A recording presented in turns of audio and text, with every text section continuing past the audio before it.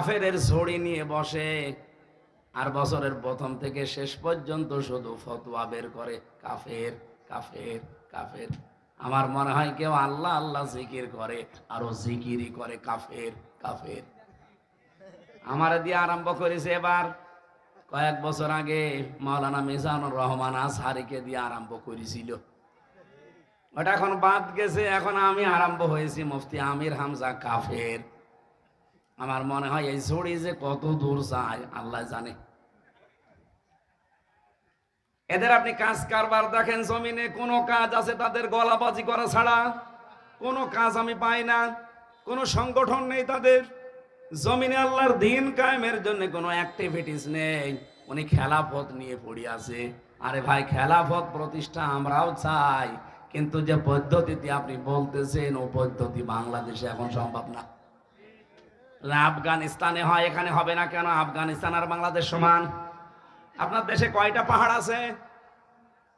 আপনি যে লোকাবেন, কোথায় লোকাবেন? সশস্ত্র হামলা করে লুকিয়ে থাকার জায়গা লাগে, টিকে থাকতে হবে না জমিনে। ওখানে ওরা পাহাড়ের উপর বম্বিং করে কিছুই করতে পারে নাই, সুড়ঙ্গ করে এমন থাকার জায়গা বানিয়েছে আফগানিরা। একটা না দুইটা পরাশক্তি, রাশিয়া আর আমেরিকা 40 বছর একাধারে চেষ্টা চালিয়েছে, কিছুই করতে পারে নাই। আর আমাদের 40 বছর লাগবে, 40 মিনিটে তো তামা বানিয়ে ফেলবে। আপনারা ধান্দাবাজি বন্ধ করেন। উনি ফতোয়া বের করছে নতুন নতুন যে বাংলাদেশে জামাত ইসলামী, এই 80 বছর এই দেশে জামাত ইসলামী চলছে, এদের অবদান নাকি জিরো, কিছুই নেই। এদের দুনিয়া আখেরাত নাকি সবই বরবাদ। আরে ভাই, দুনিয়ারটা নাই বলতে পারলেন, তে আখেরাত কি আপনার হাতে? আপনি কি ফতোয়া দিলেন বলেন? আমি কয়েকদিন আগে সাংবাদিক একটা মত বিনিময় অনুষ্ঠান ছিল, সাংবাদিকদের স্মরণে, ওনাদের সম্মানার্থে, ওনাদের দায়িত্ব কর্তব্য কি এটা কোরআন দিয়ে হাদিস দিয়ে আর বাস্তবতা দিয়ে বলতে গিয়ে একটা কথা আমার ওভাবে বলা ঠিক হয়নি। বলেছিলাম যে সংবাদ এটা নবী থেকে আসা, কারণ নবী মানে সংবাদ বাহক। যারা সত্যের সংবাদ বহন করে নিয়ে বেড়ায় তাদেরকে আল্লাহ রাব্বুল আলামিন এই পৃথিবীতে নবী করে পাঠিয়েছিলেন। কি আমি দলিল দিয়েছিলাম সূরা কলমের 4 নম্বর আয়াত দিয়ে, ওয়া ইন্না লাকা লাআজরান গায়রা মামনুন। আপনি শব্দের দিকে খেয়াল করেন, ওয়া ইন্না লাকা লাআজরান, অবশ্যই আপনার জন্য, অবশ্যই আবার লাগিয়েছেন ওয়া ইন্না লাকা লাআজরান, অবশ্যই আপনার জন্য হে নবী। আবার বলছেন অবশ্যই, লাআজরান পুরস্কার আমি আল্লাহ রেডি করে রেখেছি, গায়রা মামনুন, শেষ হয়ে যাবে না পুরস্কার, নিরবিচ্ছিন্ন চলতে থাকবে। কেন এই পুরস্কার দিলাম জানেন? কারণ আপনি এই যে সংবাদ আমি যেটা আপনাকে দেই, এই সত্য সংবাদগুলো আমার বান্দা বান্দীদের কাছে পৌঁছাতে গেলে যে কষ্ট পান, সত্য কথা তুলে ধরতে গেলে যে কষ্ট আসে, আঘাত আসে, যে জুলুম নির্যাতনের স্টিম রোলার আপনার দিকে আসতে থাকে, এগুলো মোকাবেলা করেও আপনি যে সত্য সংবাদ পৌঁছিয়ে দেন, এই কারণে আপনাকে আমি নিরবিচ্ছিন্ন পুরস্কার দেব। সুবহানাল্লাহ বলতে পারেন না? নবী যদি সত্যের কথাগুলো সঠিকভাবে তুলে ধরতে পারে, এই পৃথিবীতে যারা সাংবাদিক তাদেরও উচিত, যারা এই দেশে নেতৃত্ব দেয় তারা যদি আদর্শ হিসাবে নেতা গ্রহণ করতে হলে মুহাম্মদুর রাসূলুল্লাহকে গ্রহণ করবে না? বলেন না কেন? কেউ যদি স্বামী হতে চায়, আদর্শ স্বামী, সে মুহাম্মদুর রাসূলুল্লাহর মতো হবে। কথা বলা লাগবে। কেউ যদি নানা হতে চায়, তাহলে আদর্শ নানা হতে হলে মুহাম্মদুর রাসূলুল্লাহকে ফলো করা লাগবে। কথা বলেন। কেউ যদি রাষ্ট্রনায়ক হতে চায়, তাহলে আদর্শ রাষ্ট্রনায়ক হতে হলে তাকে মুহাম্মদুর রাসূলুল্লাহকে ফলো করা লাগবে। এইটা বলতে বলতে আমার মাত্র 6 মিনিট সময় ছিল, পুরাটা গোছাতে পারি নাই। আমি একবারেই বলেছিলাম, যারা সাংবাদিক, সংবাদ বাহক, আপনাদেরও আদর্শ যেন হয় মুহাম্মদুর রাসূলুল্লাহ। আপনারা সাংবাদিকতা করেন, এটা কিন্তু মহান পেশা বলে আমরা ধরি অনেকে, যে মহান পেশায় আছে। আপনারা এই মহান পেশায় তখন থাকবেন যখন সত্যকে সত্য বলে তুলে ধরবেন আর মিথ্যাকে মিথ্যা বলে জানিয়ে দেবেন, তখন ওই পেশাটা মহান হবে। কিন্তু সাংবাদিকরা হয়তো অনেকে এখন ওই পথে নেই, তারা সত্য মিথ্যাকে মিশ্রণ করে একটা সংবাদ ছড়িয়ে দেয়, আর এটা সব চাইতে বেশি হয় বাংলাদেশে। কি কথা বলেন না কেন?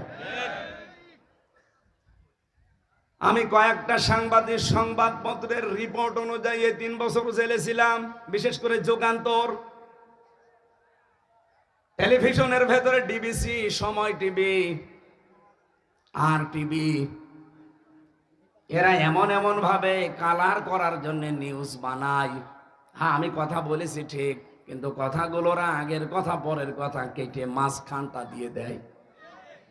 এমন ভাবে হেডলাইন বানায় যে দোষ আমারই মনে হয়, অথচ পড়া 1.5 ঘন্টা 2 ঘন্টা বক্তব্য শোনে না, মাত্র 1.5 মিনিট 2 মিনিট শোনে। আমি সাংবাদিকদের সম্মানার্থে যে কথাগুলো বলেছিলাম ওখানে প্রায় 6 মিনিট, সেখানে মাত্র 25 সেকেন্ড দিয়েছে, আর 5 মিনিট 35 সেকেন্ড কেটে দিয়েছে। মানুষ তো এমনি ভুল বসবে। আর এটা শোনার পরে আগা নেই মাথা নেই, এই যে কিছু পীর নামে কলঙ্ক, এগুলো আমি কলঙ্কই বলি। কারণ যাদের পেট পোষা ধান্দাবাজি ছাড়া দুনিয়ায় কিছু নেই, খালি গলাবাজি ধান্দাবাজি করে চলছে, মানুষকে ধোকা দিয়ে বোকা বানিয়ে এরা ফতোয়া দেওয়া আরম্ভ করে দিল, হামজা কাফের। আপনি জানেন কেউ যদি কাফের না হয়, ওইটা কিন্তু ঘুরে যে বলবে তার দিকে যায়। কথা বলেন না কেন? আমার মনের অবস্থা তো আপনি জানেন না, আমি কোন নিয়তে বলেছিলাম, কোন সিচুয়েশনে বলেছিলাম, কোন অবস্থায় বলেছি, ওটা আমি জানি আর আমার আল্লাহ জানে। কারণ আমলের ফলাফল নিয়তের উপরে নির্ভরশীল। ইন্নামাল আমালু বিন্নিয়াত, এই কথা বলছেন। আমার আকীদার বিষয় তার প্রকাশ করার বিষয় না, এটা তো মনের বিষয়। আমি রাসূলুল্লাহকে খাটো করার জন্য ওনাকে এই সংবাদ সম্মেলনে সাংবাদিকদের এই মত বিনিময় সবাই আমি ওনাকে সাংবাদিক বলে ডাক দিয়েছি না, আমি বলেছি রাসূলও সংবাদ পৌঁছিয়েছেন, আপনারা যদি সংবাদ রাসূলের মতো পৌঁছান আপনাদেরকেও আল্লাহ পুরস্কার দেবে। এই কথাটা ভুল কিসের? আপনি কাটছাট করে শুনলে তো ভুল মনে হবে। এটা নিয়ে সারা দেশে কিছু মানুষ যারা কুয়ার ব্যাং, 4 দেওয়ালের মাঝে যাদের অবস্থান, এরা ফতোয়াবাজি আরম্ভ করে দিল। কেন নবীকে সাংবাদিক বলল? অথচ নবী শব্দের শাব্দিক অর্থ হচ্ছে সংবাদ বাহক। যারা সংবাদগুলো বহন করে নিয়ে বেড়ায় তাদেরকে বাংলায় সাংবাদিকই বলে। উনি আমারে বলছে আমি সাংবাদিক নবীকে বলি না, বলি মেসেঞ্জার। মেসেঞ্জার মানে কি? মেসেঞ্জার তো আরো খারাপ শব্দ। ব্যাংকে যতগুলো পোস্ট আছে দেখবেন তার একটা পোস্ট আছে মেসেঞ্জার। এই যে চা মাটি নিয়ে দেয় পানি মানি, খুব ভালো পোস্ট। এই কথা বলছে না কেন? রসুল শব্দটা এসেছে রসুলুন থেকে, রেসালাত। এই রেসালাত শব্দের শাব্দিক অর্থ হচ্ছে পিয়ন। সংবাদ বহন করে যারা নিয়ে যায় তাদেরকে পিয়ন বলা হয়। কথা বলে না কেন? কিন্তু রাসূলুল্লাহকে পিয়ন আপনি বলতে পারবেন না। এই হিসাবে আমি যদি মুখ ফসকে বলেও ফেলি রাসূলুল্লাহ বা নবী মানে সাংবাদিক, আমি তো সরি বলেছি, আমি তো মাপ চেয়েছি, এমনকি রাতে তাহাজ্জুদ পড়েও আমি মাপ চেয়েছি। আমি আশা করছি আমার আল্লাহ আমাকে মাফ করে দেবে। কিন্তু আপনি কাফের বলে কি করলেন? আমার মনের অবস্থা আপনি জানেন না। আন্দাজে কাফের ফতোয়া দিয়ে আপনি এখন নিজেই কাফের। আজকে ফেসবুকে একজন লিখেছে অমক পীর সাহেব কাফের, আসলেও কাফের। এত ফতোয়া আসে আপনার, আপনার ফতোয়া তো হাসিনার বিরুদ্ধে শুনি না, আপনার ফতোয়া ডক্টর জাফর ইকবালের বিরুদ্ধে শুনি না, আপনার বিরুদ্ধে ফতোয়া তো ওবায়দুল কাদেরের বিরুদ্ধে শুনি না, আপনার ফতোয়া শাহিন চাকলাদারের বিরুদ্ধে শুনি না। আপনার যত ফতোয়া সব আমির হামজা আর মিজানুর রহমান আজহারীর বিরুদ্ধে। আপনি যে নাম নিয়ে বসে আছেন, এই নামটাই তো আমার কাছে মনে হয় যে এটা একটা নতুন জিনিস। ইসলামে পীর বলে কিছুই তো আমরা পাই না। কিসের পীর আপনি? আমি আপনাকে ছোট খাটো করার জন্য না, পীর শব্দটা যে নিয়েছেন এটা কোন জায়গায় আছে বলেন? আপনি যে বলছেন নবীকে সাংবাদিক বলা যাবে না, মেসেঞ্জার বলা যাবে কোন ফাঁকে? আপনি যে নিজেই বললেন নবী মেসেঞ্জার, এই কথা বললে নবীর সম্মান আরো খাটো হয়। ব্যাংকে যারা পানি চা টেনে দেয় তাদেরকে আমরা মেসেঞ্জার বলি। এরকম একটা পোস্ট আপনি নবীর নামে লাগিয়ে দিলেন। আর সাংবাদিক যে কত উপরের পোস্ট, সেটাকে আপনি ফালতু শব্দ বললেন। উল্টা পাল্টা নাম দিয়ে আবল তাবল করে আমারে নাই ছোট করেন। কিন্তু সারা পৃথিবীর যারা হক্কানি সাংবাদিক, যারা ন্যায় পরায়ণতার উপরে টিকে আছে, সাংবাদিক মাহমুদুর রহমানকে আপনি খাটো করেছেন। এক কথা বলছেন না কেন? সাংবাদিক ইলিয়াসকে আপনি খাটো করেছেন। সাংবাদিক কনক সরোয়ারকে আপনি খাটো করেছেন। যারা জীবনের উপরে রিস্ক নিয়ে সংবাদগুলো প্রচার করে, সেইটাকে আপনি ফালতু বললেন। আমি যে কথা তুলেছিলাম এটা বোঝানোর জন্য বলছি, খেলাফতের দায়িত্ব পালন করা দরকার। জমিনে আজ হাজারো পীর এই দেশে, 48,000-এর উপরে পীর। আমি তো যতটুকু খোঁজ রাখি, পৃথিবীতে এমনও দেশ আছে যে 48,000 মানুষও নেই, অথচ পীর এই দেশে 48,000। এত পীর, একটা কেউ রাজপথে পাওয়া যায় না, জমিনে পাওয়া যায় না। নর্থ সাউথ বিশ্ববিদ্যালয়ে কোরআনের উপরে লাঠি দিয়েছে, থুতু দিয়েছে, সেখানে ফতোয়াবাজি করতে পারো না। 48,000 পীর যদি একবারে রাজপথে নেমে বলে এর বিচার না হলে কেউ দরবারে ফেরত যাব না, বিচার কালকে হবে। কোথায় আছেন আপনি? আপনি তো শুধু ভড়ি আর জব বানিয়ে ব্যস্ত আছেন। আপনি বলেন তো বাংলাদেশের একটা পীরকে দেখান যার ভড়ি বড় না, দেখান। আমি তো যতগুলো দেখেছি ওদের ভড়ি আর জহব্বা ছাড়া কিছু পাইনি। এত বড় বড় ভড়ি, যেটা ফতোয়াবাজি করে কাফের বলে, ওরও ভড়ি এরকম। চেয়ারে বসলে মনে হয় যে মাগুর মাছ, পেট মোটা মাছ।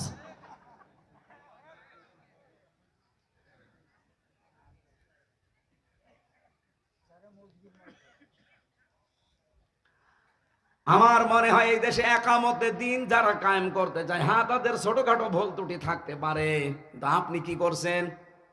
তাদের মতো এই 17 বছর জেল জুলুম সহ্য করেছেন, একটা বার জেলে গেছেন আপনি। রিমান্ড কি বসেন? 11 ঘন্টা আমার টাঙিয়ে রেখেছিল উল্টো করি, মাথায় দড়ি দিয়ে। আপনারা কয় ঘন্টা টাঙিয়েছে? বলো রসুলের মর্যাদা রাখে না। রসুলের মর্যাদা ঠিক রাখতে গিয়েই তো 3 বছর জেল কাটলাম। আমি প্রথম তিনি যদি মেনে নিতাম যে ঠিক আছে বাবা শাহজালাল সব হালাল, 3 বছর না 3 ঘন্টা আমার ছেলে থাকা লাগতো না। আর কুষ্টিয়া থেকে যখন নিয়ে যাচ্ছিল প্রতিমধ্যে আমারে ছেড়ে দিত, কারণ যাওয়ার সময় তো বারবার আমারে বলছিল ছাত্রলীগের শুধু ওলামা লীগ বলে একটা দল ছিল, ওই সময় ছিল না, ওই দলের সদস্য হবেন শুধু বিশ্ববিদ্যালয়, বাকি আপনার কিছু করা লাগবে না, কারণ আপনি আসলে আমরা অনেক মানুষ নিয়ে আসতে পারবো, এই ধান্দায় ছিল তারা। আমি একবারে কাটছাট বলেছিলাম না, আপনারা যা ইচ্ছা তাই করতে পারেন। মিথ্যা মামলা দিয়েছেন এটা আমি জানি, যে আরো দিন, কিন্তু আমি সত্যের উপরে যেটা আমি বুঝেছি, এক চুলো আমারে নড়াতে পারবে না। রিমান্ডের পর রিমান্ড দিয়েছে, প্রথম 5 দিন দিয়ে হয়নি, আবার দিয়েছে 5 দিন। আর রিমান্ডে কি সরাসরি জায়গায় আয়না ঘরে নিয়েছে, মাটির নিচে। আমি দেখতাম ওই জায়গায় হঠাৎ রাত 2টার সময় 5-7 জন মুখ বান্ধা আমার পাশ থেকে একজনকে বলছে ওঠেন।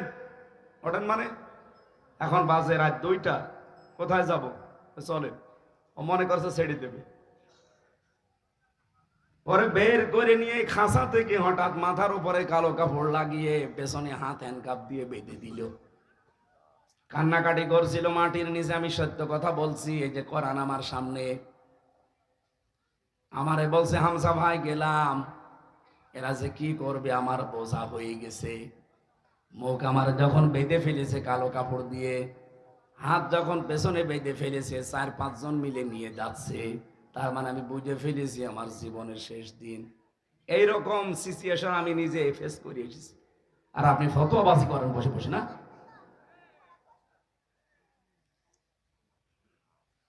কত মানুষকে এখনো পর্যন্ত, যদি হাসিনা থাকতো আমার মনে হয় আয়না ঘরে থাকা লাগতো। একই কথা বলছেন না? কত মানুষ 5 বছর 7 বছর, আমি যেখানে ছিলাম সেই রুমে, তার পাশে দেওয়ালে লেখা ছিল তারিখ দিয়ে 2009-13 সালে ওখানে তারিখ দেওয়া, 8-8-2013 এভাবে তারিখ দিয়ে দেওয়ালে লিখে রেখেছে। এবং এই যে এই নখগুলো দিয়ে খুশিয়ে খুশিয়ে যে ভাই এই যে নাম্বারটা কষ্ট করে লিখেছি, যদি পারেন কেউ বাইরে যেতে এই নাম্বারে বলবেন যে আমি বেঁচে আছি। এই দৃশ্য দেখে একটা মানুষ ঠিক থাকতে পারে? কোথায় 13 সাল আর কোথায় 24 সাল? এতগুলো বছর তার জীবনে চলে গেছে, লোকটা জানে না যে এখন কোন বছর, লোকটা জানে না যে এখন আসলে কোন মাস, কোন দিন, এটা কি বার, কয়টা বাজে কিছুই জানে না। দিনের পর দিন, বছরের পর বছর তার মাথার উপর দিয়ে, তার জীবনে কোনো ঈদ নেই, জমার নামাজ নেই। একটা মানুষ কিভাবে 8 বছর 10 বছর 14 বছর এভাবে থাকতে পারে? আপনি একটু নিজেকে দাঁড় করান তো। আপনি বড় বড় পেট নিয়ে ফতোয়াবাজি করেন, নিজেকে একটু ওই জায়গায় দাঁড় করান যে কি করে ব্যারিস্টার আরমান 8 বছর কাটিয়েছে। মুফতি ফখরুল ভাই আমার সাথে ছিল, আমার ফাঁসির কন্ডেম সেলের ভেতরে। আমার একদিন বলছে, হামজা ভাই, এই যে মানুষ যে শাটপাট হয়ে শুয়ে থাকে, এটা যে কত বড় নিয়ামত আমি জানি। আমার এই পায়ের ভেতর দিয়ে হাত দিয়ে সামনে লোহার ব্যারিকেডের সাথে এই যে হ্যান্ডকাপ দিয়ে আটকিয়ে দিল।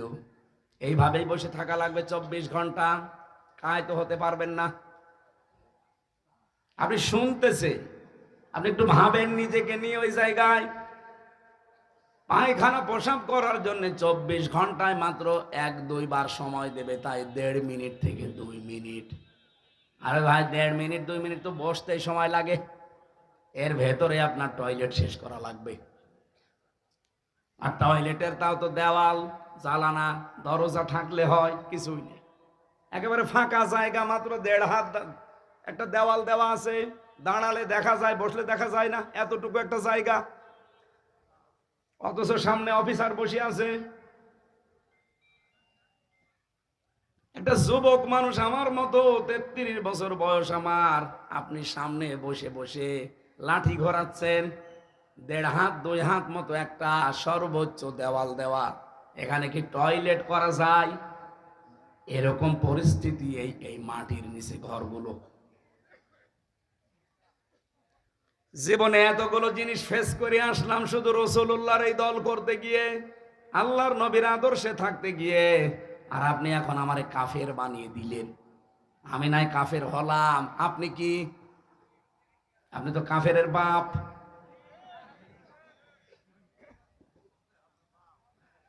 ঝড়ি নিয়ে বসে আছেন, কাফের বলবো সারে তারে। আমার এবছর দিয়ে আরম্ভ করলেন, আগামী বছর মনে হয় হাফিজরে দিয়ে আরম্ভ হবে, কারণ ও তো ফতোয়ার ঝড়ি নিয়ে বসে আছে। আপনি জামাত ইসলামের বিরুদ্ধেও বিষোদ্গার করেন যে 80 বছরে নাকি তাদের কোনো অর্জন নেই। আপনার নজরে পড়ে না অর্জন? এদের এত হাসপাতাল, এত ব্যাংকিং ব্যবস্থা। বাংলাদেশ জামাত ইসলামী এই দেশে যা করেছে, 73টা দল এই দেশে, সবাই যদি এভাবে করতো, এই দেশ সোনায় সোহাগা হয়ে যেত। আর ওর চোখেই পড়ে না যে এদের নাকি কোনো অবদানই নেই। গণতন্ত্র গণতন্ত্র এই ফতোয়া তোলে যে গণতন্ত্র হারাম, এই জন্য ওদেরকে আমি দেখতে পারি না। আরে ভাই, আমি কোনদিন আমরা বলেছি যে গণতন্ত্র হালাল? বলেছি আমরা? আর ওটা তো হারাম আমরাও জানি। এই বাংলাদেশে এখন ইসলাম কায়েম করার জন্য কোন পদ্ধতিতে আপনি যাবেন বলেন? আন্দাজে এক ফতোয়া দিয়ে দিলে হয়ে গেল। আপনি কি আফগানিস্তানের, আপনি কি সিরিয়ার, এরকম দেশের সশস্ত্র বিপ্লবের মাধ্যমে দেশে ইসলাম প্রতিষ্ঠা করার সেই কায়দা কৌশল, সে জায়গাগুলো কই? যে কোনো একটা ভাবে তো এগিয়ে যেতে হবে। আমাদের চারিদিকে শত্রু। পৃথিবীর অন্যান্য মুসলিম দেশগুলোর দিকে তাকান। আমি তো 57টা মুসলিম দেশের খবর জানি। অন্তত তাদের আশেপাশে আরো 2-3টা মুসলমান দেশ আছে বর্ডারের সাথে বর্ডার লাগানো, আর আমরা এমন একটা ভূখণ্ড পেয়েছি আমাদের চারিদিকে শয়তান। প্রতিবেশী নামে একটা কলঙ্ক এতদিন যাই ছিল এই 15 থেকে 20 বছরে যা অবস্থায় এই পৃথিবীর নিকৃষ্ট শয়তান মোদি যে আল্লাহর ঘর মসজিদ পর্যন্ত ভেঙ্গে গুড়িয়ে দিয়েছে।